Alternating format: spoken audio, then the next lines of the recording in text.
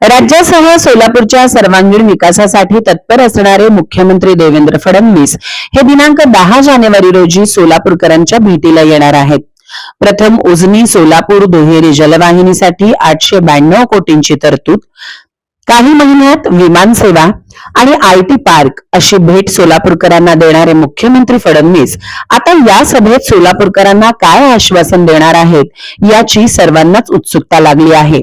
दिनांक 10 जानेवारी रोजी हरिभाई देवकरण प्रशालेच्या प्रांगणात देवाभाऊंची सभा होणार आहे। सभेत देवेंद्र फडणवीस सोलापूरकरांसाठी कोणती घोषणा करणार याकडे सगळ्यांचे लक्ष लागले आहे।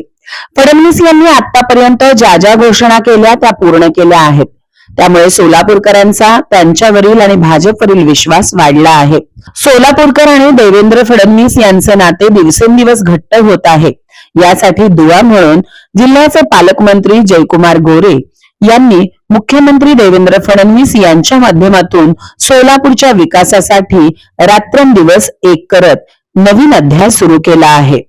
तेव्हा या संपूर्ण महानगरपालिकेच्या इलेक्शनच्या धर्तीवर आता काय बोलणार याकडे सर्वांचे लक्ष वेधले जात आहे।